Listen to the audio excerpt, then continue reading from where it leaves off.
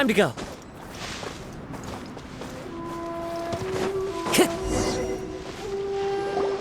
Well, here we are. But what are we looking for? Do my eyes deceive me, or is that the Traveler and Paimon? Xavier? What are you doing here? I was in the general area, and now I'm in this specific area. There, that's me. So what about you two? We have some questions and thought you might be able to help. Certainly do. I've researched the furnace here in some depth. If there's anything you want to know, just ask away. Like the back of my hand.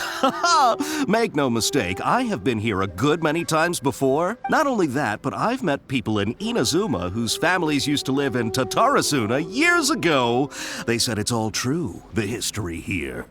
Oh, well, it's a long story, don't you know? The tale of Tatarasuna starts a long time ago. I'm told that its history is one of the most foremost forging and smelting operations in the nation, goes back around 1,000 years. Still, the furnace has had a couple of serious maintenance issues along the way. A couple? When exactly? One was just in the last few years, the other was several hundred years ago. A fun fact, I'm not the first Fontaine tech guy to come and work on it either. There was a guy back then too. They say he was a mechanic who consulted on a technology upgrade. It seems like the technological collaboration between our two nations goes back a long way. How?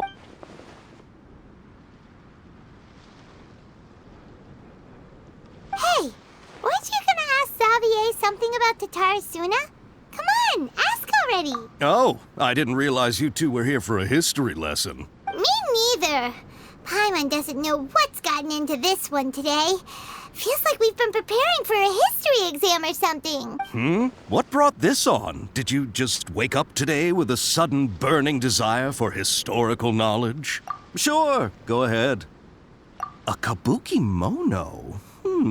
No, I can't say that I have. I do know the word, Inazuman for those eccentric types who always go around dressed to the nines. Just the sort of person that I'd like to meet, actually. But sadly, I've never had the pleasure, nor have I come across anything to do with a kabuki mono where Tatarasuna is concerned.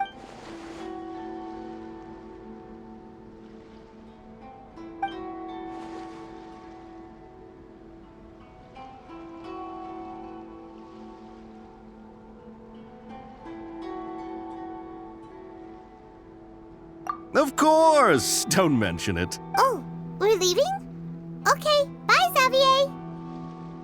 Oh, you're most welcome. More than happy to help. Farewell. Looks like you got all the information you're looking for. Sure, but what's up with you today?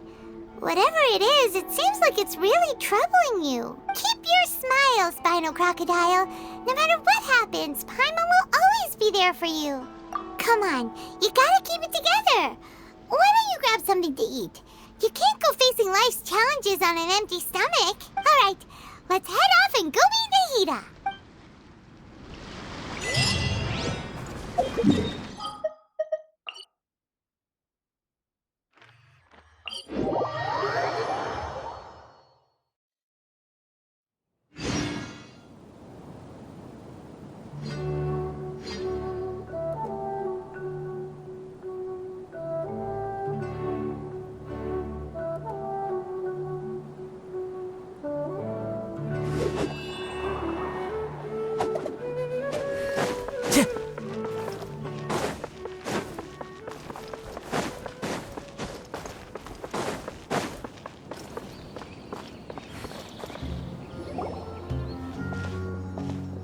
Hey, it's them!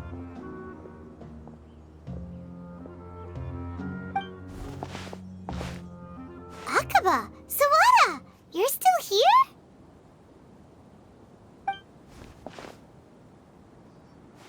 Indeed we are. If you have a moment, we'd love for you to join us once more. We have time. What do you want? It's the same topic we discussed last time. Obviously. Still looking for more info about Tatarasuna, huh? Should we join them?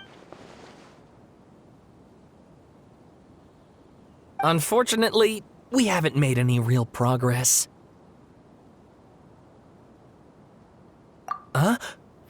of course.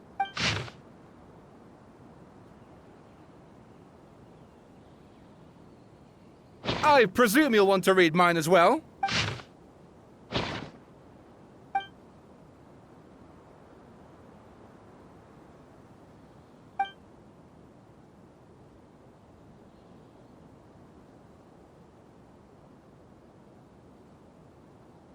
Well, what do you think? Hey, Traveler. Remember how last time Akaba was saying how he wished he could gather more information about all this? Well, we just got back from Inazuma. So how about we tell them what we learned? What did you find out? It's a long story. Basically, we have some friends in Inazuma, and... Wow, so many new details. Thank you so much for sharing that with us. Well, well. So it all comes down to one man's desire for revenge. Huh. You heard this from a member of the Amanoma clan, you say? Then I guess it must be true. Ugh. So there's no ghost story here after all. This new information actually lends further credence to my hypothesis. Evidently, swordsmiths were seen as having an incredibly prestigious role in society those days, to the extent that harming them was conceived of, at least by the perpetrator, as a way of exacting revenge against those in power. Yes, okay, point taken, you were right. But that doesn't mean I can't carry on with my novel. And they're back at it. These guys are really into this. Oh, so sorry. Look at us, prattling on about our projects and ignoring you. Thank you so much for the information. You're welcome. See ya. Keep us in the loop if you find out anything else. Will do.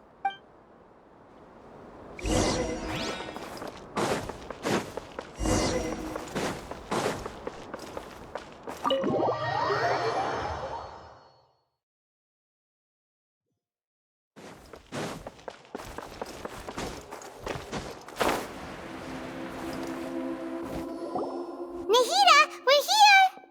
Traveler, Paimon, how have you been? Ugh, where to start? Paimon hasn't had a moment's rest this whole time. That night, we ended up chatting and chatting until suddenly the sun was up. And then she decided she wanted to go to Inazuma. The Balladeer? This sounds like some kind of code name. You look troubled. Is there something you need to tell me?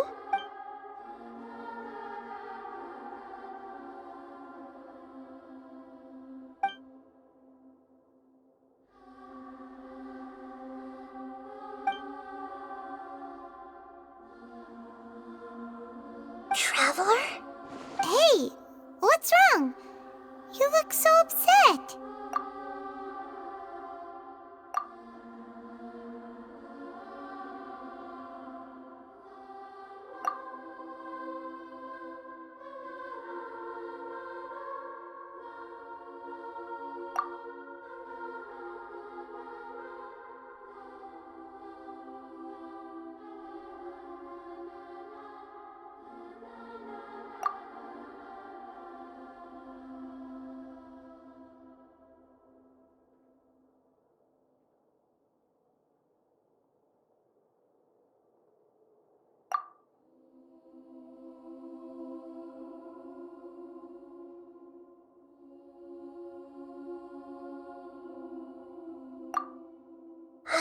That's quite a story.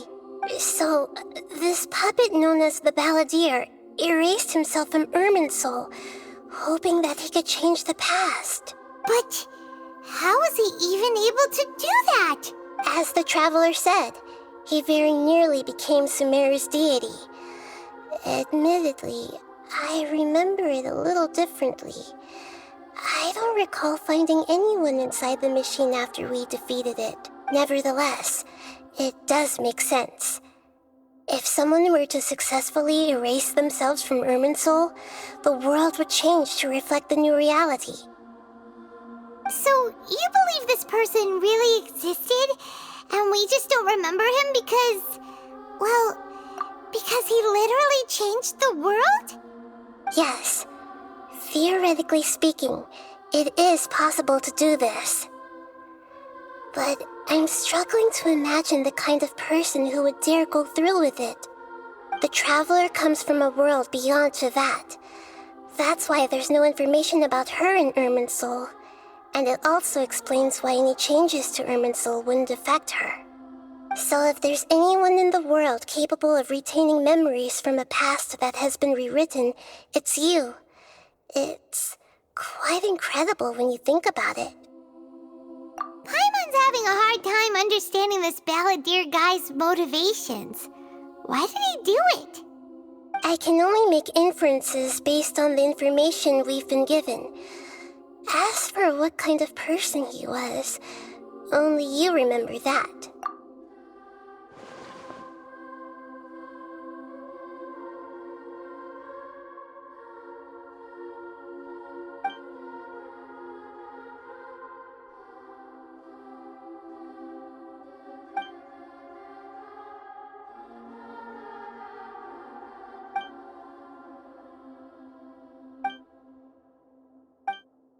Something else worrying you? Something that it couldn't change the fate of the ones who had died, right? Once the balladeer realized he hadn't been betrayed after all, it must have completely changed his view of the people of Tatarasuna. Now he saw them as friends again. He couldn't keep hating humans after that. And if he thought there was a chance he could save his old friends, it would be hard not to try. The story makes sense, every part of it. The balladeer tried to achieve godhood with the doctor's help. He was unsuccessful, but retained the power to connect with Irminsul. That power then enabled him to change what was recorded in Irminsul and erase himself, even though he didn't have much strength left. Yeah, it does make sense, but it still ended in tragedy for his friends. It just feels so hopeless. He gave everything to do this, but it seems like he got nothing in return.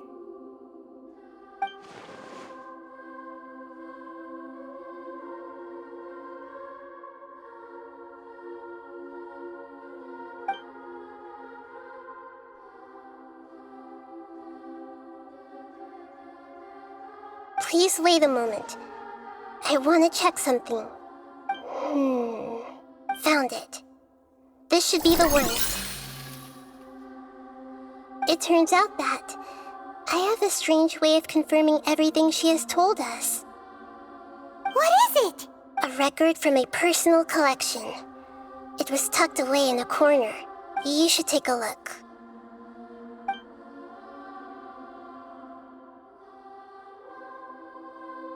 Is this a fairy tale? Who wrote it? I authored this record myself. Huh? You wrote a fairy tale that somehow has something to do with the balladeer? When combined with the traveler's narrative, it's clear that this story is an allegory. Everything in it is a symbol for something else. Hold on. So this record survived from the past? Yes. Any information about the balladeer or the kabukimono in other records will have been changed. But I wrote this story in a way that means it was left intact. Changing the information in Irminsul changes to that.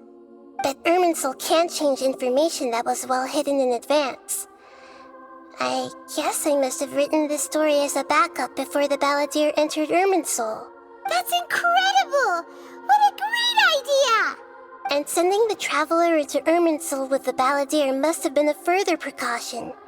I knew she'd remember everything. This story is abstract enough that it still resonates with the present information recorded in Irminsul. But if we connect all the different pieces together, the true story that emerges is the one she told us. The now erased life of the balladeer.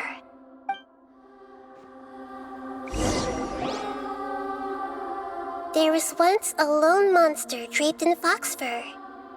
The monster found a family of foxes, joined them, and they became friends. The monster lived with the family day and night, and everyone treated it as one of their own. Once in a while, The monster would take off its fox fur at night and lament to itself as it gazed at its reflection in the water. I am a monstrosity, yet they are too foolish to see it. I pity them. But the monster soon found solace when another came to live among the foxes who was not their kin. A kitten, carved from the wood of a white tree, who had been abandoned by the humans. The kitten too wished to become a fox, but its tail was too slender and it could not grow a coat of richly colored fur. Yet when the other foxes saw this, they spoke words of comfort to the kitten. Even without a tail and fur like ours, you are still one of us. Furious at this happy resolution, the monster lit a fire on the mountain. The terrified animals panicked as the fire spread. The only way to extinguish the flames was to make a sacrifice. A gray fox stood up and addressed the monster. It said, "You are the cleverest among us. Surely you can help us find a way to solve this." The monster smiled, led the fox toward the fire, and murdered it. The gray fox's heart was turned into a beautiful drop of water, clear, spotless, and pure. The monster gave the heart of water to the kitten, telling him, "The foxes have decided. You are the one who must be sacrificed. Take this, quench the flames, and die for your fox kin." The fire was extinguished, but the kitten lived. It left that side of the mountain and found a little bird who had a broken wing. The two promised they would spend their whole lives together, but the little bird did not have long left to live. It passed away soon after. After burying the bird, the kitten left the mountain for good. Never again would it cherish a single creature nor a single blade of grass that stood on that mountain. The kitten spent the nights wandering aimlessly, gnashing its teeth at the moon. How it wished to swallow the moon and devour the moonlight. If the world could only return to darkness, then it would finally be peaceful and content. I will become the new moon, the answer to everything. Then, no one will know that there were once birds, foxes, and cats in this world.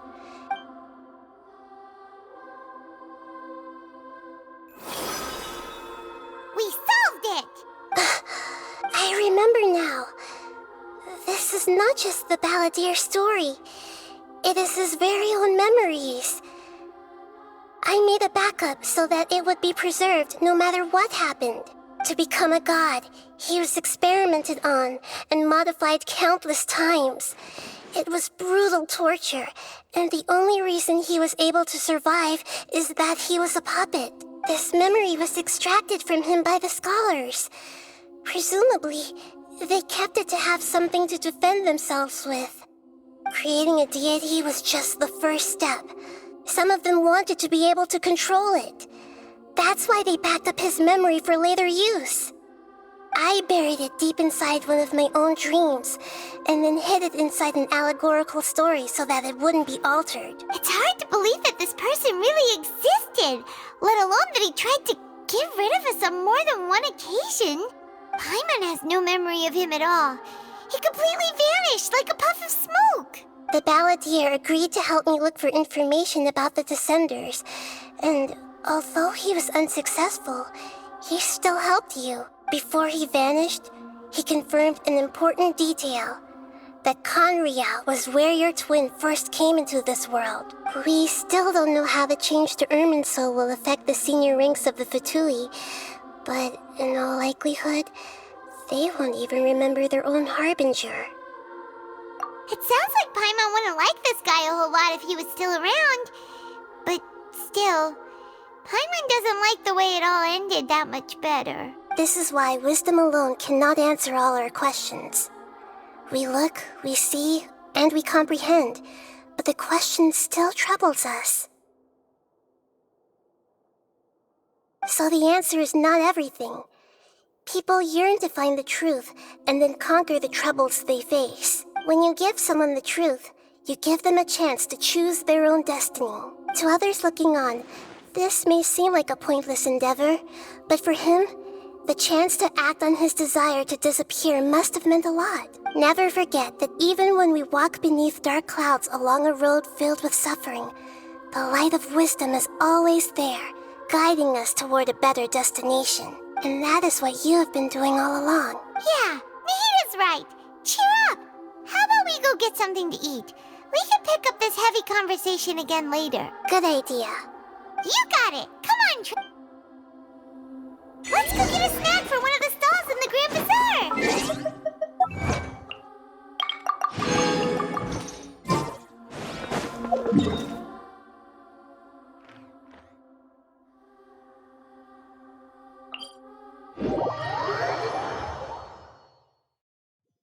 It must be really tough being the only one who remembers all that.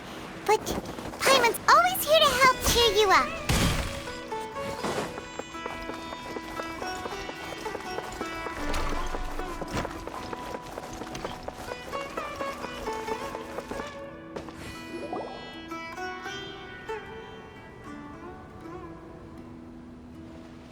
We're here! What should we eat first? Hey, are you gonna answer or what?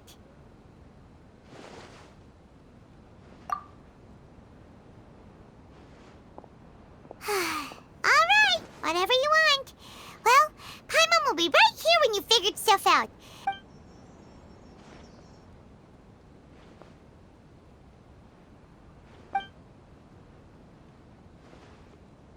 What is it? Have you figured it all out?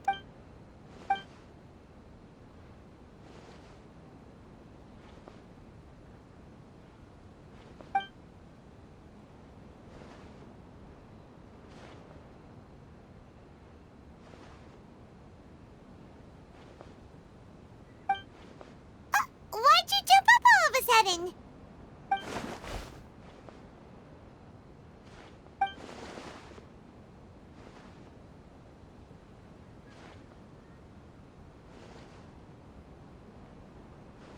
Excuse me, boss. There seems to be a small problem with the last bill. Look, here.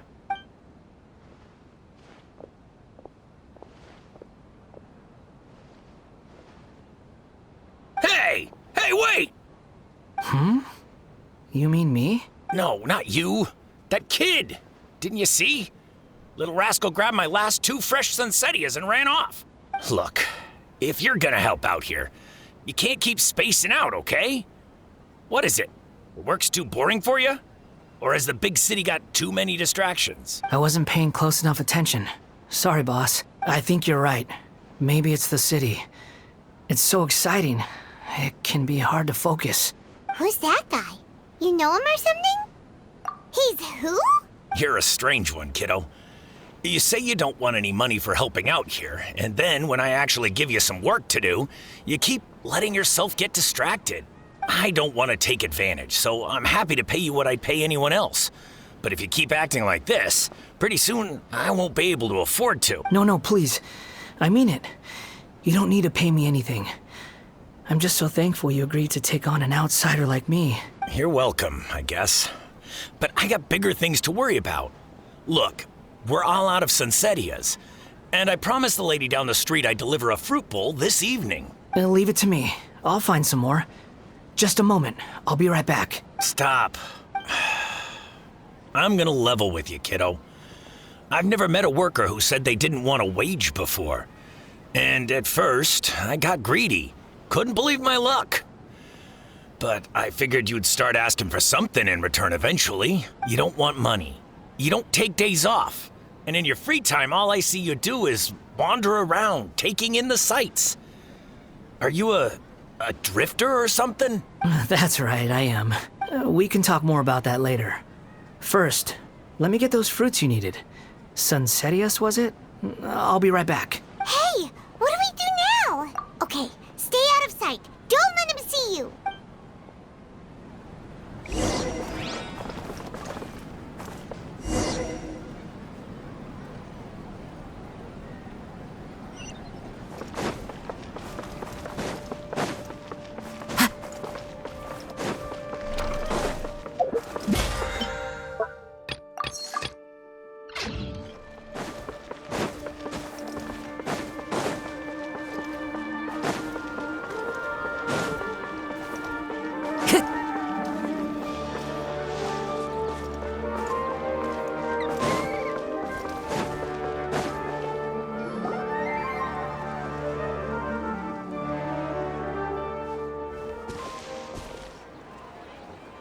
Yeah, this'll do. Even though you say he's the balladeer, what are we planning on doing? Stealing his Sunsetias? Isn't that a bit too cruel? Oh, alright. This should be enough. Guess I should wash them before I take them back. Huh? You two over there. Is there something I can help you with? He spotted us! You've been following me all the way from the city. I'd have to be blind not to notice. Have we met before? No, we haven't met. But you know me? I have no recollection. Are you absolutely sure? Sorry, but I just can't take your word for it.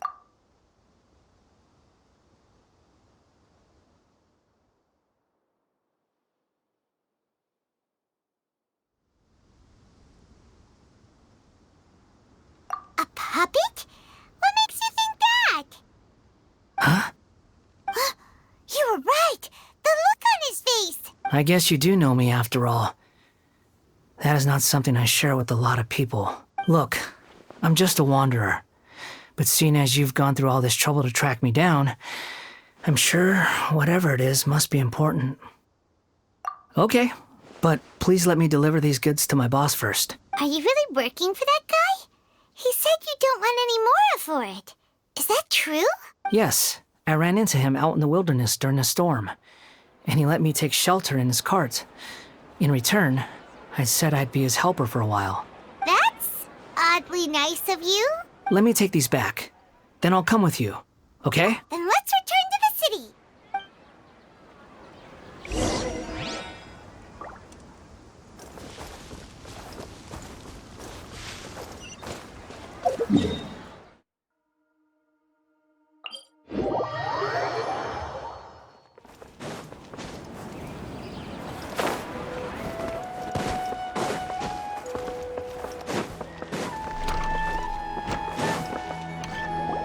Here you go, boss. I'll leave them right here. Oh, you really went and picked some more. Who are these two? Something's come up, and they need to borrow me. Sorry, boss. I'm afraid I'll be away from the stall for a while. I was just about to pay you anyway. Go wherever you want, kid. Don't waste your time here. What? I get it, okay? You just wanted to help me out, to thank me for giving you shelter from the rain that day. Even then, I don't understand why you're so adamant that you don't want any pay for it. But look, it was pouring down, and there you were, sauntering along without a care in the world, like you had nowhere to be and didn't even care that it was raining. Imagine you were me for a second. It's a little weird, right? Why is this guy traveling during a rainstorm if he's not trying to get somewhere? And why is he taking a shortcut through the open country if he's not even in a hurry? But anyway, taking you in didn't put me out even slightly. You don't owe me a thing for it. Certainly not all this. Your time is valuable. You know, you should go live your life. But I don't...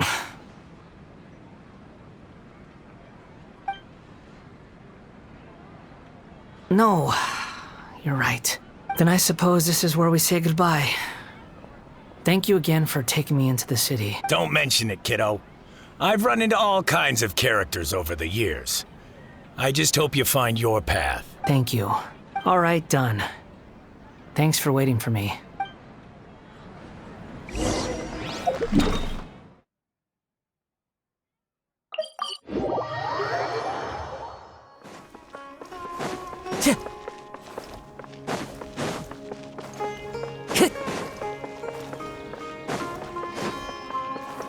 Time to go.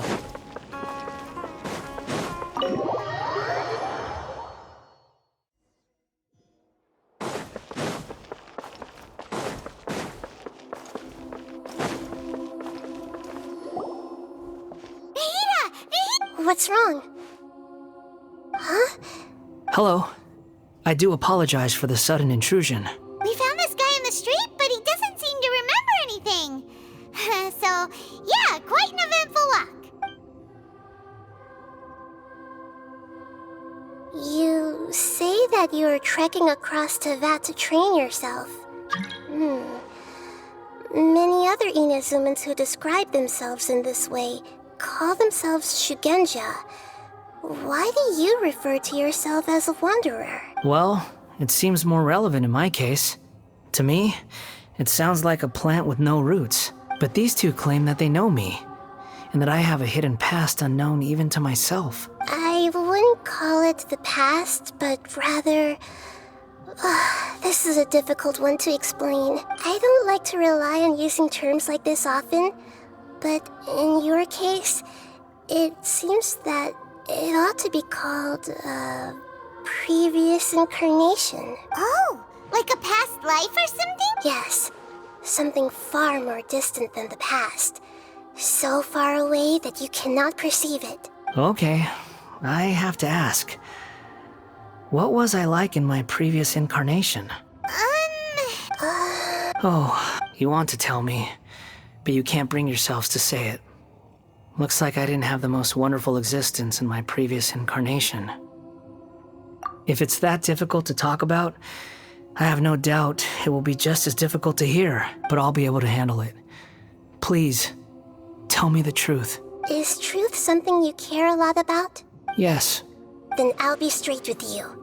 In your previous incarnation, you did many things that would be considered evil. You nearly died because of what other people did, and many died because of you. As a non-human being, you hated gods and humans alike. You drifted from place to place, never able to settle, even where you found status and identity.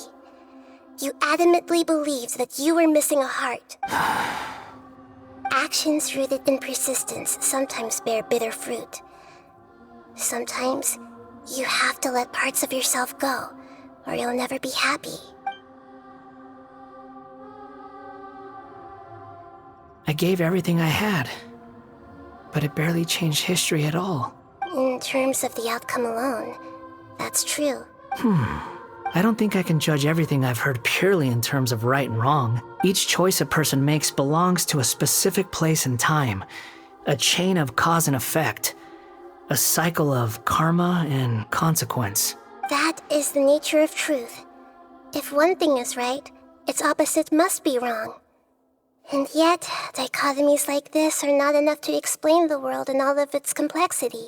It seems like my previous incarnation wasn't the most likable individual. We're not trying to hurt your feelings or anything, but yeah, we weren't your biggest fans. If we were enemies, why are you trying to help me find the truth? This is so frustrating! This guy's supposed to be our arch enemy, but now he's just some random stranger we met on the street!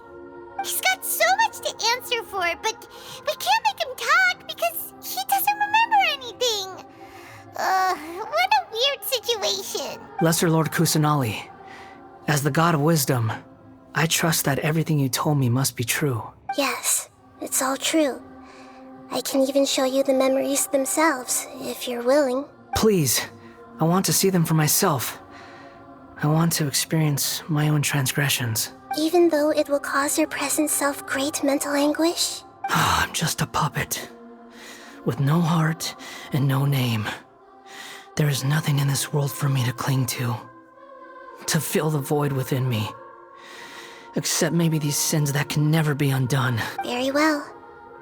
As you wish. Wait, shouldn't we go with him? This one's kind of on us for bringing him here. Don't worry.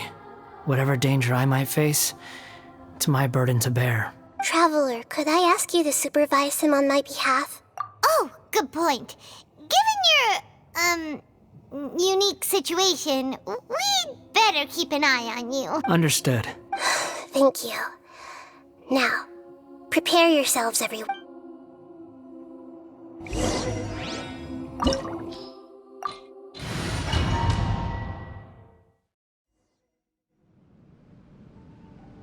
This looks like Inazuma.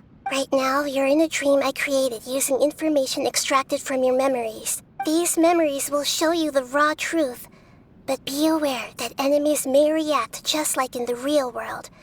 Please be careful. Sounds like an immersive experience.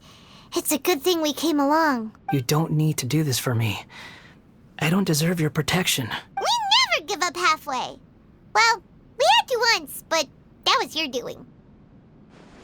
All right. Thanks. Wanderer, this is the Shake Pavilion. In your Balladeer incarnation, this is where the Electro Archon placed you after your creation. You had a great many memories here. Is that because this is kind of like his birthplace? You could say that, in a sense. You'll see why shortly. I hear footsteps. This place is huge. I can't believe the landslide didn't fill it in. I wonder who built it. The Crystal Marrow Miners? No, there's no way. Look at this exquisite construction work, and so well preserved, too. No mining crew would be capable of this. There's someone passed out on the ground. Who are you? You're awake. What happened? How'd you get stuck here? Are you injured? Not a scratch. And these fine clothes. Who are you? This man is Katsuragi, deputy to Torichiyo's adopted son, Mikoshi Nagamasa. He found the Balladeer in Shake Pavilion and took him back to Tatarasuna. And the rest is history. Well, it used to be. In the original version of events, Katsuragi was ultimately killed by Nagamasa. Let me get you out of here. Our people are nearby. Hang in there. During the Tatarasuna incident, Niwa was murdered by the doctor disguised as a mechanic. The Balladeer, then known as the Kabukimono, disappeared not long after. As the second in command at Tatarasuna, responsibility for what had happened fell to Mikoshi Nagamasa. But Katsuragi had sworn lifelong loyalty to Nagamasa after the latter had once saved his life. At Katsuragi's insistence, Nagamasa killed him to put an end to the Tatarasuna incident. Katsuragi seems like he was a good guy. He looks like a warrior, but he has a kind face. What? Nagamasa, I found this young guy in a cave sealed off by a landslide. He doesn't remember his name. Well, we need to call you something. I hear the workers are calling you the Kabukimono. That's fine with me. Katsuragi, report to Niwa. Tell him we have someone new joining us.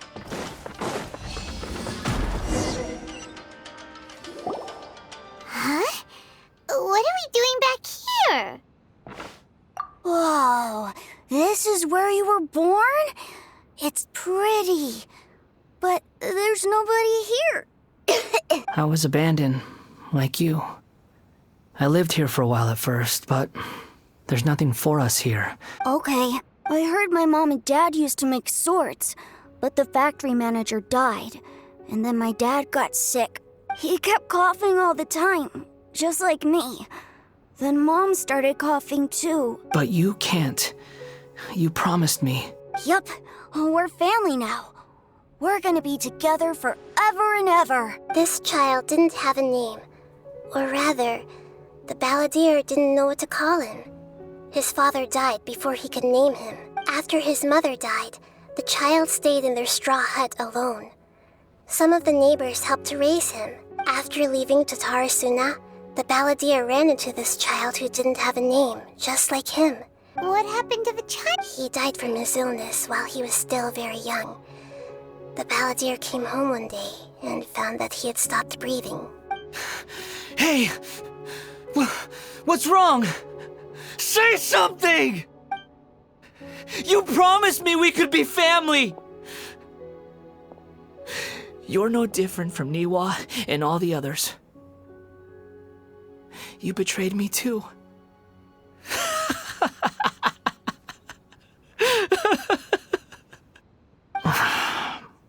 The voices have gone.